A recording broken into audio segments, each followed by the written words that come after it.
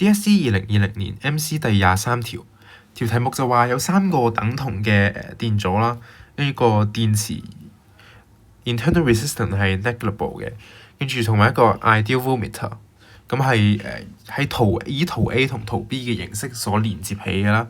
咁 given that voltmeter reading in circuit A is 8 volts， 咁8 volts 喺 circuit A 啦，跟住佢就問啦 circuit B 嘅 voltage 係幾多？voltmeter 所錄得嘅 voltage 係幾多？咁喺呢種問題，我哋就有一個思路啦。其實咧，我哋係要將 circuit A 嘅喺 circuit A 計到一啲有用嘅信息，從而投射到去 circuit B 嘅。咁喺呢種情況下咧，我哋所需要嘅信息咧就係嗰個電池嘅 EMF 啦。所以咧，我哋嘅思路就係咁嘅，我哋通過 circuit A 計算出 EMF，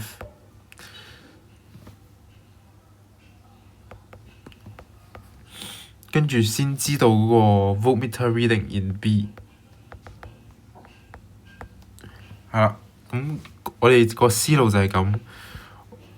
咁喺做呢啲 circuit 題嗰陣時咧，我哋係就最好就去簡化一下個電路啦，即係無論係保守起見都好。當然，如果做得熟嘅話，係好快就可以搞掂嘅。不過我哋而家demo 嘅話，我哋就慢慢嚟。第一個就係咁樣嘅，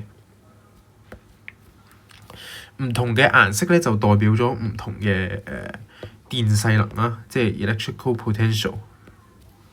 咁喺呢種情況下咧，我哋可以見到有3個唔同嘅potential 嘅。咁我哋就可以將個 circuit 簡化成咁樣。我哋就知道有嗰個battery 嘅存在啦，所以我哋就唔畫佢哋。黃色就係 in parallel 嘅。跟住因為紅色嘅緣故咧，佢又係branch 翻出去啊嘛 ，branch 翻出去咧，佢哋都係 in parallel。所以喺呢種情況下咧，佢讀得到嘅 voltage 咧係題目所講嘅8 volts。咁我哋要求佢嘅 EMF。咁我哋先揾呢度嘅呢一橛嘅 equivalent resistance 先啦。咁呢一橛嘅話咧 ，R equivalent 咧就等於我哋將佢叫 R， 因為呢啲我哋都唔知嘅。R 其實係一個跳板嚟嘅啫，我哋由始至終都唔會計到一個 R 出嚟。R equivalent 咧就等於1 over R 再加1 over R。成嚿嘢嘅再 inverse 啦，咁其實就等於咧 R over E 嘅。咁因為呢度係呢一橛咧係 R over E 啦，跟住呢一橛咧 equivalent resistance 咧又係 R， 因為個 voltmeter 嘅resistance 咧無窮大嘅。咁喺 in parallel 嘅情況下咧，佢係1 over 嘅情況下咧，佢係可以忽略嘅。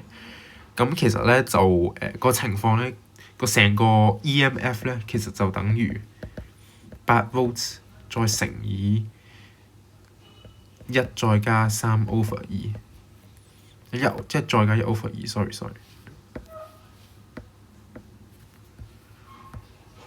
1再加1 over 2，咁就等於12 volts 啦。咁呢度係12 volts 啦。咁 circuit B 咧就自然係12 volts。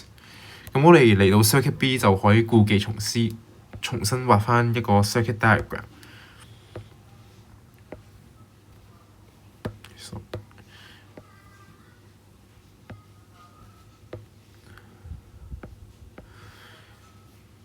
咁其實可以喺呢度注意到咧，我哋嘅 circuit 咧係有所不同嘅。咁喺呢種情況下咧，我哋畫翻個簡化圖咧就係會係咁啦。紅色佢依然都係in parallel 啦。跟住呢個咧就係直接通到最後0 voltage 嘅位置嘅。跟住咧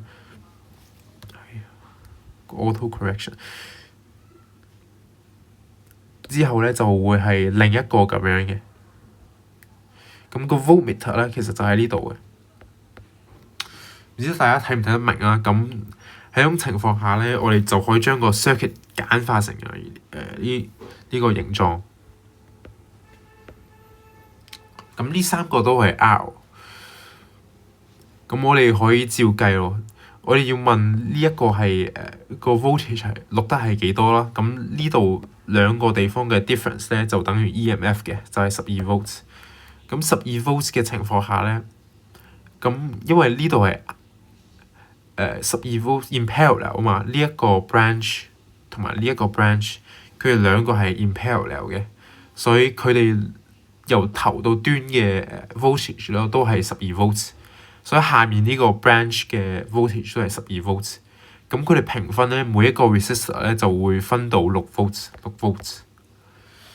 咁喺呢種情況下咧，個 reading 咧就係6 volts 咯，即係12乘1/2啊，就等於6 volts。